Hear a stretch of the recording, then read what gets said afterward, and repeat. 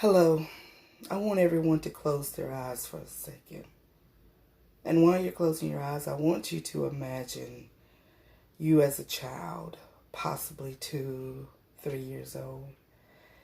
And when you used to go out in the yard and play, if you had a special pet that you loved to go out and play with, or your mom or dad taking you to the park just to have fun and slide and to swing. And just those great thoughts we have when we're children. Open your eyes. Hello, I'm Chiquita Turner. And today I had you do that exercise because I wanted you to have really good, positive thoughts. I do understand that there might be some people who hear this speech and maybe your thoughts aren't so positive from a 2 or 3-year-old standard. What I'm going to talk about today is about ACEs, adverse childhood experiences. And if you are a person who, when you did that exercise, found that you had something that was a very frightful or terrifying event that happened in your life at that age, then you suffer from ACEs. Adverse childhood experiences are traumatic experiences that take place with children between the ages of 0 to 17 years of age. What I want to talk to you about is why it's important for us to understand what ACEs are. So many people have no idea why an adult who responds in a way that we would never respond has suffered from something in their childhood that has taken them to a place that they don't know how to come back from.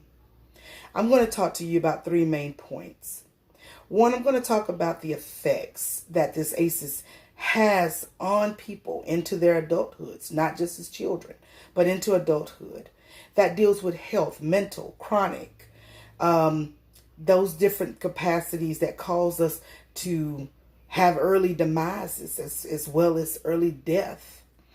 I'm going to also talk to you about 2, which is dealing with we as adults. What do we do? How do we help children who are dealing with these crises and traumatic experiences? And thirdly, we're going to talk about, yes, there are programs and policies in place that can help. What do we do to help?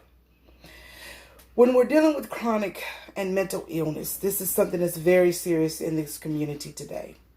So many people who are using pills, who are overdosing, who are taking medication because they don't know how to deal with the things in their head.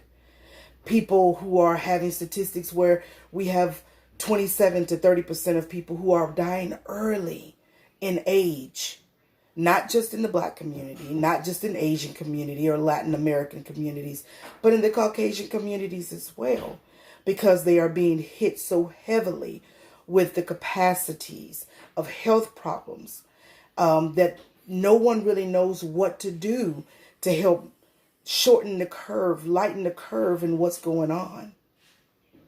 We're dealing with a pandemic where we have people who are dying. Some are sick and they're dying from it, but others aren't. Sometimes within these ACEs, it goes the same way. There are some children who have a problem and never know how to bounce back, never know what to do to help themselves. That's why we have to be here to help them. My second point is dealing with us as the adults. What do we do to help?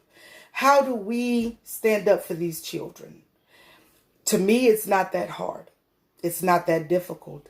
When we see a child in need, we need to be responsive. We're all mandators by the state of Tennessee, by this country, this government. That means that if you see a child that is being abused or neglected, who sexually becomes very provocative at the age of 5 and you can't figure out why, these different things are not something that we sit around the table and discuss amongst each other. That means there's something going on with this child. I don't mean to be nosy or to be picking in people's private affairs in their home, but we need to notice something. And if we don't know how to say it to the other adults, then we need to know who to go to for help. There are many hotlines that are out there that are set up just for that, to help us and guide us. Please, people, we have to start responding. Thirdly, the policies and the programs. Those are the things that have been put into place. Tennessee has many policies and programs now that have been put into place. My PowerPoint shows several of those throughout the state that are guided just to help children and families, because this problem does not just end with the child. It begins with the family. The entire family needs revamping. So in conclusion, I want to say to you that there are many things that we can do. We have to be proactive. We have to pay attention to illnesses. We have to pay attention to what our responses need to be. And we have to pay attention to the policies and the programs. They have been put into place to help these children. We have to become productive people. Thank you.